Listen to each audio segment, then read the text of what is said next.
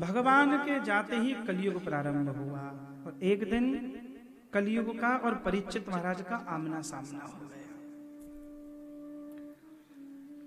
एक गाय और बैल खड़े थे, गाय रो रही थी, बैल के एक पैर था और एक काला काला आदमी बैल को मार रहा था। तो पृथ्वी रूपी गाय, धर्म रूपी बैल, धर्म के 4 चरण होते हैं, सत्य, तप, दया, दान। कलियुग में केवल एक चरण काम कर रहा है, वो कौन सा? दान वाला चरण। सत्य नहीं है, तप नहीं है, दया नहीं है, दान खूब हो रहा है। काले काले व्यक्ति ने जब बैल को मारा तो परीक्षित महाराज से रहा नहीं गया, पूछ लिया तू है कौन? उसने कहा मेरा नाम है कलियुग। राजा ने कहा रहते कहां हो? तो उसने कहा रहने की जगह नहीं है, तो द्यूतम पानम स्त्रिया सूना यत्रा धर्मा चतुर्वेद, जहां 4 जगह दी हैं जहां जुआ खेला जाए, जहां मदिरा पान किया जाए, जहां नशा किया जाए, वहां कलयुग रहता है। और नशा का उल्टा करो, नशे से नाश ही होता है। जिसने नशा किया पतन ही होगा। अमर्यादित आसक्ति को भी हमारे यहां कलयुग का वास कहा गया है। काम में कली का निवास नहीं है। हमारे भारत में, भारत का ही चिंतन है, हमारे यहां काम को भी देव कहा गया है। वो मर्यादित है, व्यवस्थित है, तो काम भी देव है, पर वो अमर्यादित है, उच्छृंखल है, सीमोल्लंघन कर रहा है। अमर्यादित काम में कली का प्रवेश है। मर्यादित काम में नहीं, काम से तो संसार का विस्तार हुआ है, ये संपूर्ण सृष्टि ही काम से प्रकट हुई है। चौथी बात है हिंसा, वहां कलयुग रहता है। कलयुग ने कहा एक जगह और मुझे रहने को मिल जाती, तब कहा सोने में भी तेरा वास है। अब इसे समझना, सोना प्रतीक है एक मुद्रा का। उस समय हमारे यहां व्यवहार जगत में सोने की मुद्राएं ही चलती थी। इस कथा का भाव यह है, अनीति से, अधर्म से, अनाचार से, पापाचार से, धोखे से कमाई गई संपत्ति वो आती हुई दिखाई पड़ती है, पर ध्यान रखना जाती हुई भी दिखाई पड़ती है। अभी किसी के यहाँ 4 दिन लग गए मशीनों को नोट गिनने में। महाराज पूछा, अब महाराज कई बार लगता है इसे कमाने में कितने वर्ष कमाए होंगे, और जब गई तो महाराज ऐसे चली गई। अच्छा, ये जो अनीति से, अनाचार से, धोखे से, छल करके, मैं एक बात बहुत कहा करता हूं कथा में कि कभी हो सके तो एक काम बहुत जिम्मेदारी का है, कभी भी किसी के पैसे मत दबाना। किसी के पैसे आपने लिए जरूर लौटाना। आप प्रकृति हिसाब जरूर करती है।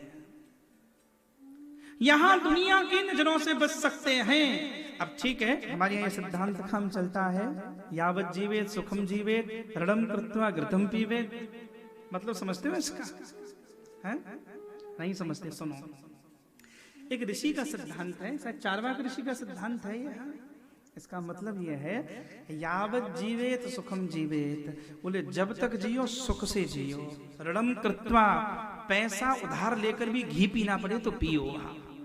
ऋणम कृत्वा घृतम पीवेत, दूसरों का पैसा लेकर भी माल खाओ, शरीर में तंदुरुस्ती आए। बोले क्यों? बोले मरने के बाद किसने देखा है। जब तक जियो सुख से जियो। कई लोग जी रहे हैं महाराज ऐसे, यावत जीवे सुखम जीवत, लेकिन नहीं। फिर भगवान शंकराचार्य आए, बोले नहीं, सुख से जियो पर अधर्म में होकर मत जियो। पुनरागमन आए, यहां एक बार नहीं फिर लौटना पड़ेगा। और ध्यान रखना, तुम्हारा किया गया कर्म लौटकर तुम्हारे पास ही आएगा। नहीं, 100 जन्मों तक प्रारब्ध पीछा नहीं छोड़ता है। इसलिए महाराज किसी के पैसे को मत दबाना। दुनिया कुछ देगी, वृंदावन बिहारी कृपा करेंगे तो सब कुछ देंगे। कृपा तो उनकी चाहिए। अनीति से कमाई गई संपत्ति में कलयुग रहता है। परीक्षित महाराज के सर पे जो मुकुट रखा था उसी में कलयुग बैठ गया, क्योंकि जरासंध का मुकुट था, अधर्म का। बुद्धि भ्रमित हो गई। एक समीक नाम के ऋषि की कुटिया पर गए, जल मांगा, समाधिस्थ ऋषि ने जल ना दिया, तब क्रोध में आकर उनके गले में मरा सर्प डाल दिया।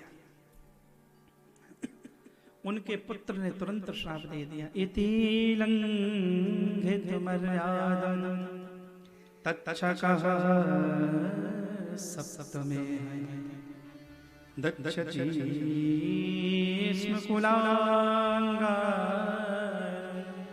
चोदितो ततद्रुम। जिस राजा ने भी मेरे पिता के गले में सर्प डाला, ठीक 7वें दिन उस राजा की मृत्यु हो जाएगी। महाराज परीक्षित ने घर पर जाकर जब मुकुट उतारा, आत्मग्लानि हुई, अपराध बोध हुआ। उस समय महाराज परीक्षित को खबर गई, भगवान 7 दिन बाद आपकी मृत्यु हो जाएगी। तब बड़े रोए। और उसी समय मुनि व्रतो मुक्त समस्त संगः, 7 दिन का समय है, अब समय प्रारंभ हो गया। एक धोती पहनी है, कहाँ जाऊं? तब सुना गंगा के तट पे संत रहते हैं। समाधि लगाकर परीक्षित महाराज बैठ गए, हजारों संत चले आए। तब राजा परीक्षित ने शुक तीर्थ में गंगा के तट पर एक प्रश्न किया है सबसे, जिस व्यक्ति की मृत्यु निकट हो वो क्या करे? सुखदेव जी पधार रहे थे। सिद्धांत यह है कि प्यासा व्यक्ति कुएं के पास जाता है, पर कभी कभी कृपा होती है तो सिद्धांत भी पलट जाते हैं। यहाँ प्यासा कुएं के पास नहीं गया, यहाँ गंगा प्यासे के पास आई है। सुखदेव जी भी बहुत दिनों से सोच रहे थे कि कोई परीक्षित मिल जाए, मैं कथा का दान करूं। दौड़े दौड़े सुखदेव जी आए, इतनी भीड़ को बैठे देखा तो बीच में आकर बैठ गए। तब महाराज परीक्षित ने पूछा, पुरुषस्य यत् कार्य म्रियमाणस्य सर्वथा अतः पृच्छामि संसिद्धिं भगवन् योगिनां परमं। जिस व्यक्ति की मृत्यु निकट हो वो क्या करे? तब कहा, वरियाने सते प्रश्नः कृतो लोक हितम नृपः। राजन, तुम किसकी बात कर रहे हो? दुनिया का प्रत्येक व्यक्ति म्रियमाण है। दुनिया की प्रत्येक बात में कोई ना कोई संदेह हो सकता है, एक बात में कोई संदेह नहीं है, सबको मरना है, हम सबको जाना है, ये छोड़कर जाना है, प्रेम से जाना, राजी से जाना, रोकर जाना, जैसे भी जाना, या कोई स्थायी नहीं है। गीता में भगवान ने कहा, जातस्य ही ध्रुवो मृत्युम। अर्जुन, तो जन्माए वो मरेगा जरूर। हाँ। हमारे एक वैष्णव हमें कहा करते हैं, बोले जैसे इंटरनेशनल ट्रैवलिंग करते हैं तो बोथ साइड की टिकट होती है ना, रिटर्निंग भी करानी पड़ती है। जिस दिन धरती पर आए थे ना, वापसी की टिकट भी जेब में रख के भेजी थी भगवान ने।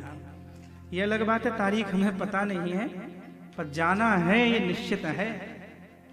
जीना है यह भी ध्यान रहे, जाना भी है। 2 बातन को भूल मत जो चाहत कल्याण, नारायण एक मौत को दूजे श्री भगवान।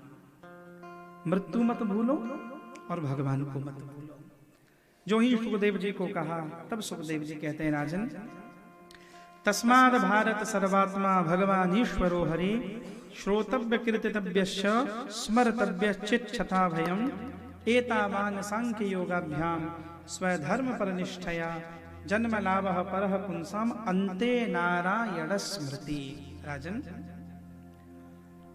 जिसे मृत्यु सुधारनी है वो भागवत जी के आश्रम में आए। 3 अक्षर का शब्द है मरण। बोले भैया, जिसको मरण सुधारना है वो भगवान का स्मरण करे। श्रोतव्य, तुम कथा सुनो। भगवान की कृति का गुणगान गाओ, तुम भागवत के आश्रय में आओ, मैं तुम्हें भागवत का उपदेश करूंगा। मृत्यु को कोई मंगलमय करने वाला ग्रंथ है तो भागवत है, तुम्हारी गति सुधर जाएगी। मैं तुम्हें भागवत सुनाता हूं, लेकिन श्रद्धा से युक्त होकर कथा सुनोगे तो कालेन नाथ दीर्घेण भगवान विशते हृदय। यह कथा केवल मृत्यु को नहीं सुधारेगी, ये तो मृत्युंजय को भी उपस्थित कर देगी। हाँ, सकन मनः कृष्ण पदार विंदयोर निवेशितम तदगुण राग यैरिहि नते यमं पास भतश्च तदभटान स्वप्ने पिपश्यन्ति चीर निष्कृताः। जिसके भीतर गोपी भाव स्फुरित हो जाता है, जिसके भीतर ये भाव आ जाए, आंखें उनको देखना चाहें, कान भगवान को सुनना चाहे, रसना गोविंद को गाना चाहे, कंठ गाते गाते भावुक हो जाए, दोनों हाथ उनके सामने जुड़ जाएं, ऐसे भक्त को लेने के लिए मृत्यु नहीं आती, ऐसे भक्त को लेने के लिए वृंदावन बिहारी आते हैं। यमराज उसकी देहरी को स्पर्श करते हैं, तुम भागवत सुनो। इस प्रकार यहाँ भागवत जी का प्रारंभ हो गया। सुखदेव जी ने भागवत का प्रारंभ किया है। आज द्वितीय दिवस के विश्राम सत्र की ओर, उपसंहार की ओर हम बढ़ रहे हैं। राधा नाम गाते हुए आज के सत्र को फिर बजाओ।